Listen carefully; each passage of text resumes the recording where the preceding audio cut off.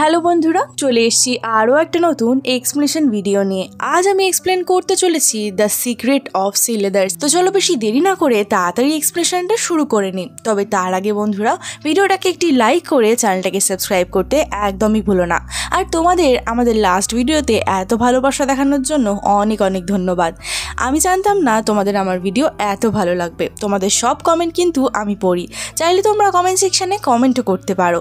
তো চলো বেশি দেরি না করে তাড়াতাড়ি এই স্টোরিটা জেনে নিই। গল্পটির শুরুতে আমরা রবি নামের একটি বাচ্চা ছেলেকে দেখতে পাই, যে নিজের বাবা মার কাছ থেকে জিজ্ঞাসা করছিল ছত্রপতি শিবাজি মহারাজ কে, আর তাকে সবাই এত মানে কেন। এই কথাতে তার বাবা তাকে বলে, ছত্রপতি শিবাজি মহারাজ কোনো সাধারণ মানুষ ছিলেন না। তিনি দেশকে বাঁচানোর জন্য সব সময় শত্রুদের সামনে আগে দাঁড়াতো, আর প্রজার জন্য সে সবকিছু করতে রাজি ছিল। এই সবকিছু শোনার পরে ছত্রপতি মহারাজের জন্য রবির মনের মধ্যে একটা আলাদাই শ্রদ্ধার জায়গা তৈরি হয়ে যায়। এখানে এরা কথা বলছিলই তখনই পেছন থেকে একটা ট্রাক এসে রবিদের গাড়িতে ধাক্কা মারে, যেটা দেখার পরে রবির বাবা খুবই ভয় পেয়ে যায়। তখন ওই লরিটি একটা ধাক্কায় সেই গাড়িটাকে জলের মধ্যে ফেলে দেয়। তখন রবির বাবা যা হোক করে রবিকে বাইরে ছুড়ে দেয়, কিন্তু রবির বাবা তার স্ত্রীকে এবং নিজেকে সেখান থেকে বাঁচাতে পারে না, যার কারণে তাদের মৃত্যু হয়ে যায়। তারপরে আমাদেরকে বহু বছর পরে সিন দেখানো হয়। রবি এখন বড় হয়ে গিয়েছে, আর সে নিজের বন্ধু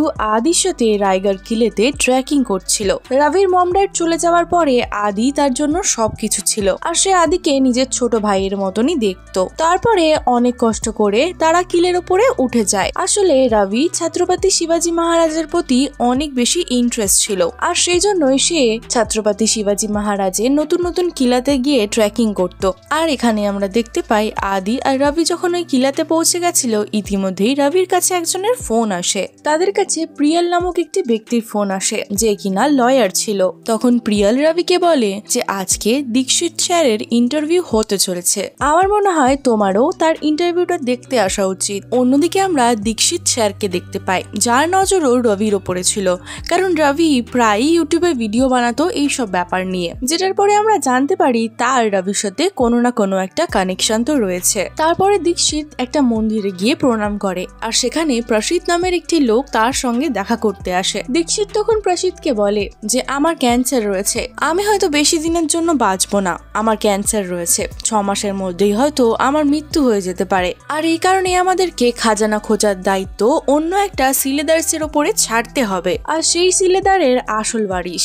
আর সিলেদারের মানে হচ্ছে যারা কিনা রাজার খাজানার রক্ষা করে থাকে। যাওয়ার আগে দীক্ষিত সেই লোকটিকে বলে, তুমি জলের মধ্যে একটা জিনিস পাবে, সেই জিনিসটাকে তুমি তোমার কাছে রেখে দিও। এইটুকু বলার পরে সে সেখান থেকে চলে যায়। তারপরে আমরা রাম নামের একজন গভর্নরকে দেখতে পাই, যে নিজের লোক রঘুকে বলছিল, তুমি তোমার নজরটা দীক্ষিতের ওপর কিন্তু একদম অটল রেখো, না হলে ওই খাজানাটা আমাদের হাত থেকে কিন্তু বেরিয়ে যাবে। আসলে রাম এই সব কিছু খাজানাটাকে পাওয়ার জন্য করছিল। আর এদিকে যখন প্রসিক মন্দিরের পেছনে গিয়ে দেখে, তখন সে জলের মধ্যে একটা চাবি খুঁজে পায়। দীক্ষিতের কথা অনুযায়ী সে সেই চাবিটাকে নিজের কাছে রেখে দেয়। তারপরে সবাই দীক্ষিতের ইন্টারভিউতে চলে আসে, যেখানে প্রিয়াল দীক্ষিতকে ইন্টারভিউ এসে স্পিচ দেওয়ার জন্য বলে। স্টেজে যাওয়ার সময় দীক্ষিতের বুকে পেন হওয়া শুরু হয়ে যায়। এটা দেখে রবি তাড়াতাড়ি করে তার কাছে চলে আসে, আর আমরা জানতে পারি রবি একটা প্রফেশনাল ডক্টরও। আর চেক আপ করার সময় রবি দীক্ষিতের হাতের মধ্যে একটা রিং দেখতে পায়,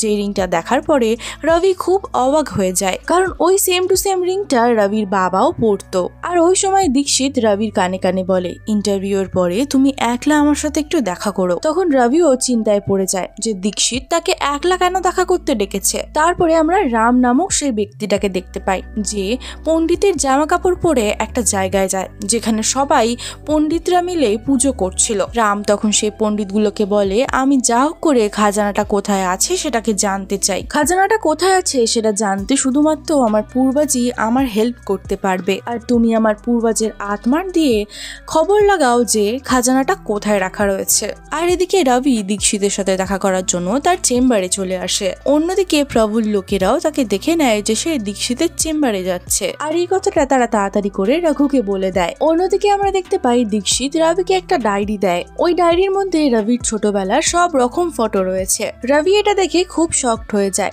যে এই লোকটি আমার ব্যাপারে এত কিছু কিভাবে জানলো। তখন দীক্ষিত তাকে বলে, তোমার বাবা একজন সিলেদার ছিল, খাজানাটা পাওয়ার জন্য তোমার বাবাকে কিছু লোকেরা মেরে দিয়েছিল, আর এখন থেকে ওই খাজানাকে রক্ষা করার দায়িত্ব এখন তোমার উপরে। এখানে রবি এই কোনো কথাই বিশ্বাস করে উঠতে পারছিল না। ইতিমধ্যেই গুরুর গুন্ডাগুলো সেখানে চলে আসে। ওই দুজন গুন্ডা এসে দীক্ষিতকে বলে, আমরা আপনার চেম্বারের ওয়ারিং ঠিক করতে এসেছি। দীক্ষিতের অনেক মানা করার সত্ত্বেও এই গুন্ডাগুলো জবরদস্তি করে তারা ওখানে ঠিক করতে চলে যায়। আর এদিকে দীক্ষিত বুঝে যায় যে কেউ হয়তো তাদেরকে এই দুজনের ওপরে নজর রাখার জন্য পাঠিয়েছে, আর এই কারণে সে তাড়াতাড়ি করে রবিকে ডায়েরিটা দিয়ে ঘরে পাঠিয়ে দেয়। কিন্তু যতক্ষণ অব্দি দীক্ষিত সেখান থেকে বেরোতো তার আগেই রঘু ওই চেম্বারের মধ্যে চলে আসে, আর তখন রঘু আর তার লোক মিলে দীক্ষিতকে মেরে ফেলে। আর পরের দিন ইন্সপেক্টর দীক্ষিতের লাশটাকে দেখতে পায় কোর্টের মধ্যে লটকানো অবস্থায়। কোর্টের সিসিটিভি চেক করার পরে মিত্রা তখন রবির ব্যাপারে জানতে পারে,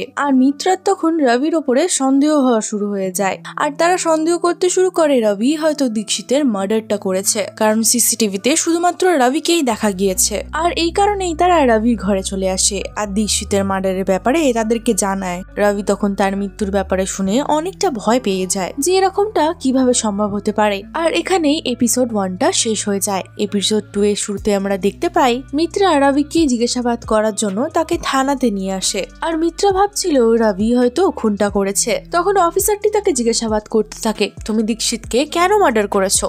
তখন এই উত্তরে রবি বলে, আমি দীক্ষিতকে মারিনি, উনি আমাকে ডেকেছিলেন, আমি তো ওনার সাথে দেখা করতে গিয়েছিলাম মাত্র। রবি বহুতবার বলার পরেও মিত্রা তার কথাতেই বিশ্বাস করছিল না। তখনই পুলিশ স্টেশনে প্রিয়াল চলে আসে, আর প্রিয়াল এসে অফিসারকে বলে, আপনি কোনো প্রমাণ ছাড়াই কাউকে অ্যারেস্ট করতে পারেন না এভাবে। আর তখন মিত্রার কাছে কোনো প্রমাণ ছিল না বলে তাকে রবিকে ছেড়ে দিতে হয়। পুলিশ স্টেশন থেকে বার হওয়ার পরে রবি প্রিয়ালকে বলে, দীক্ষিত স্যার মারা যাওয়ার আগে আমাকে কোনো খাজানার ব্যাপারে বলছিলেন, আর তিনি আমাকে একটা ডায়েরিও দিয়েছিলেন। তার সঙ্গে সঙ্গে দীক্ষিত স্যারের একটা মেসেজও রবির কাছে এসেছিল, যেখানে দীক্ষিত রবিকে নিজের চেম্বারে যেতে বলেছিল। আর রবি এই মেসেজটা দেখার পরে বুঝতে পেরে যায় নিশ্চয়ই তার চেম্বারের মধ্যেই এই রহস্য লুকিয়ে রয়েছে।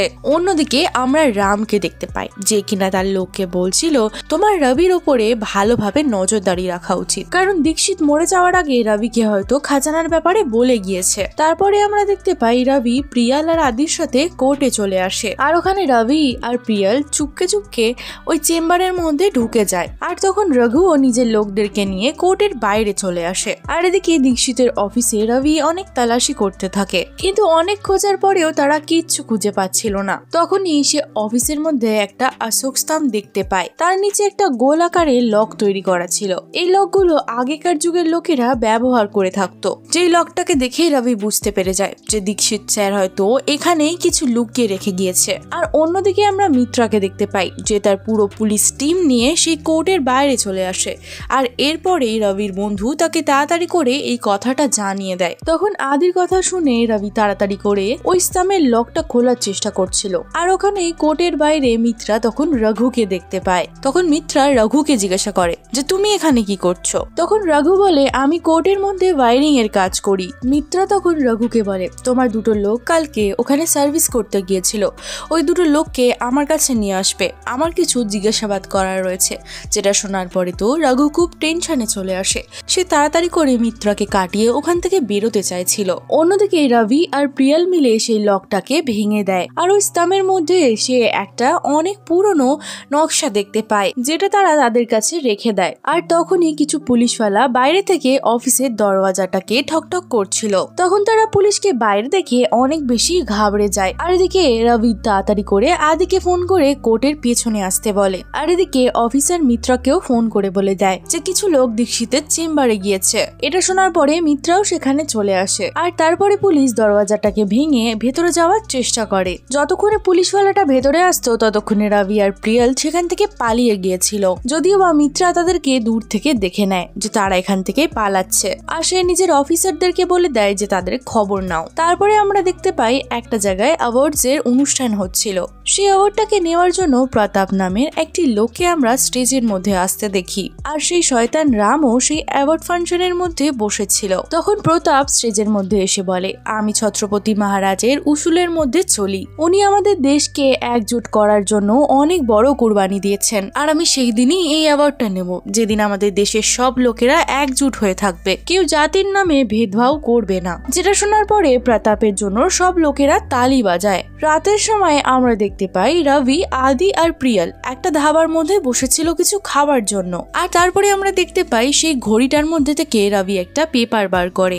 আসলে বন্ধুরা, সেই নকশার সঙ্গে সঙ্গে তারা একটা ঘড়িও পেয়েছিল। রবি প্রথমে পেপারটা দেখে কিছু বুঝতে পারছিল না, কারণ সেখানে ইনভিজিবল কিছু ছিল, মানে কিছুই লেখা ছিল না। কিন্তু রবি যখন তার উপরে একটু জল দেয় তখন সেই লেখাগুলো আস্তে আস্তে ফুটতে শুরু করে। যখন সেই পেপার থেকে লেখাটা বাইরে আসে তখন সে একটা নাম্বার দেখতে পায়, যে নাম্বারটা দেখে রবি কিছুই বুঝতে পারে না। তখনই আদি সেটাকে গুগলে সার্চ করে। তখন তারা জানতে পারে এটা কোনো নাম্বার নয়, এটা একটা লোকেশনের কোঅর্ডিনেটস। আসলে এই লোকেশনটা ছিল প্রশিবের দোকানে, যেটা ছিল মুম্বাইতে। তারপরে তারা ডিসাইড করে তারা মুম্বাই গিয়ে প্রশিবের সাথে অবশ্যই দেখা করবে। তাই জন্য এরা তিনজন নিজের গাড়িটাকে ধাবার বাইরে ছেড়ে ওখান থেকে মুম্বাই যাওয়ার জন্য রওনা দিয়ে দেয়। পরের দিন সকালে তারা তিনজন মিলে প্রশিবের দোকানে পৌঁছে যায়, আর প্রশিব তাদেরকে একবারে দেখেই চিনতে পেরে যায়। এরাই হয়তো খাজানার ব্যাপারে জিজ্ঞাসাবাদ করতে এসেছে। এই কারণেই প্রশিব তখন তাদের তিনজনকে দোকানের ভেতরেই নিয়ে যায়, আর সেই সময় প্রভুর গুন্ডাগুলো সেখানে চলে আসে। আর ওই গুন্ডাগুলো ওই তিনজনকে ধরার অনেক চেষ্টা করছিল,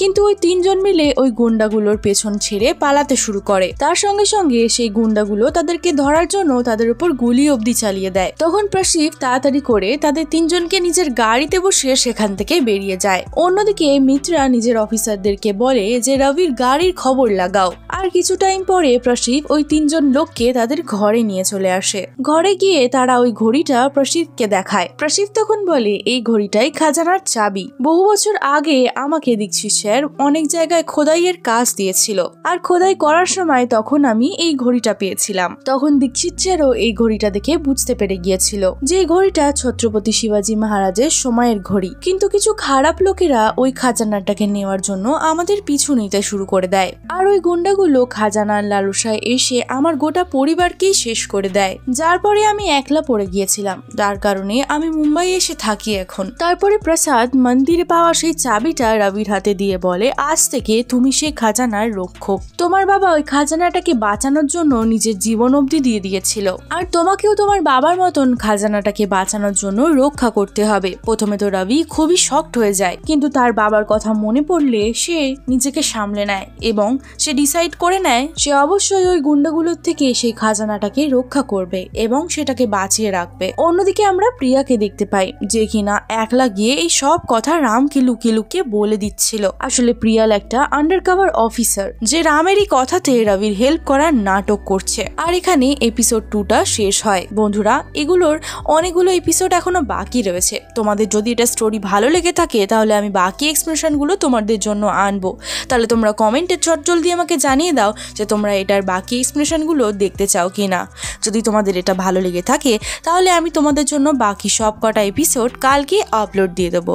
শুধু তোমাদেরকে কমেন্ট সেকশনে আমাকে জানাতে হবে যে তোমরা এটার এপিসোড দেখতে চাও কিনা। তবে তার আগে ভিডিওটাকে একটা লাইক করে দিও, তার সঙ্গে চ্যানেলটাকে সাবস্ক্রাইব করে বেল আইকনটা ক্লিক করে দিও, যাতে করে যখনই আমি ভিডিও আপলোড দেবো সর্বপ্রথম তোমার কাছে নোটিফিকেশনটি চলে যায়। আর তোমাদের যদি মুভি এক্সপ্লেনেশন ভিডিও দেখতে ভালো লেগে থাকে তাহলে আমার চ্যানেলটাকে একবার ভিজিট করতে পারো। আশা করি তোমাদের ভালো লাগবে। দেখা করছি আরো একটি নতুন মুভি এক্সপ্লেনিং ভিডিও নিয়ে কালকে। ততক্ষণের জন্য ভালো থেকো, সুস্থ থেকো।